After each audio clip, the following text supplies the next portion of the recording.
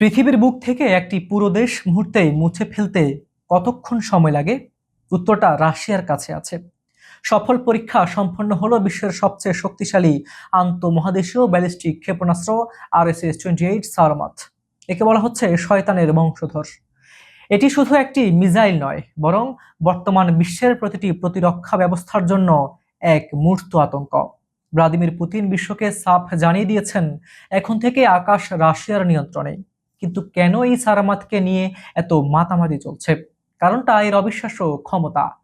এই একটি মিসাইল একযোগে 10 থেকে 15টি পারমাণবিক ওয়ারহেড বহন করতে সম্ভব।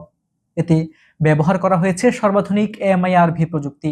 এর মানে হলো এটি আকাশ থেকে একই সাথে ভিন্ন ভিন্ন দেশের 15টি গুরুত্বপূর্ণ শহরকে টার্গেট করতে সক্ষম। অর্থাৎ একটি সারমাত উৎক্ষেপণ মানে হলো একসাথে 15টি হিরোশিমা নাগাসাকির পুনরাবৃত্তি। সামরিক বিশ্লেষকদের মতে এটি একাই একটি পুরো দেশের প্রতিরক্ষা ব্যবস্থাকে অকেজো করে দিতে পারে। এবার আসা যাক এর পাল্লায়। রাশিয়ার দাবি সারমাতের রেঞ্জ প্রায় 35,000 কিলোমিটার।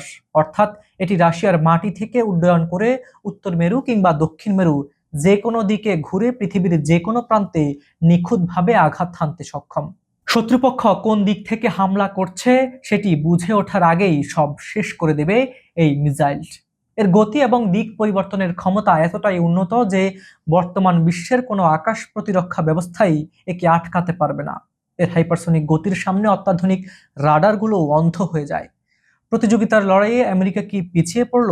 যুক্তরাষ্ট্রের সবচেয়ে শক্তিশালী ICBM মিন্টম্যান-3 যেখানে সর্বোচ্চ 13,000 কিলোমিটার যেতে পারে, সেখানে সারমাত যাচ্ছে প্রায় 3 গুণ বেশি দূরত্বে।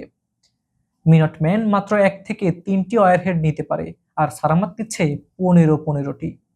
প্রযুক্তির এই ব্যবধানে প্রমাণ করে দিচ্ছে পারমাণবিক শক্তির ভারসাম্য এখন কোন দিকে হেলে পড়ছে। রাশিয়া ইউক্রেন যুদ্ধ আর নেটোর উত্তেজনার মাঝে সারমাতের এই সফল পরীক্ষা বৈশ্বিক অর্থনীতিতে এক নতুন কম্পন তৈরি করেছে। এটি কি কেবলই আত্মরক্ষার কৌশল, নাকি তৃতীয় বিশ্বযুদ্ধের পদধ্বনি? উত্তরটা হয়তো সময়ের কাছেই তোলা আছে। তবে একটি বিষয় নিশ্চিত, সারমাত এখন পৃথিবীর বুক কাঁপানো এক মারণাস্ত্র। রাশিয়ার এই অত্যাধুনিক মিসাইল নিয়ে আপনার মতামত কমেন্টে লিখে জানান। আমাদের সাথে কানেক্টেড থাকতে আমাদের চ্যানেলটি সাবস্ক্রাইব করুন। আজ এই পর্যন্তই। ভালো থাকুন, সুস্থ থাকুন। আল্লাহ হাফিজ।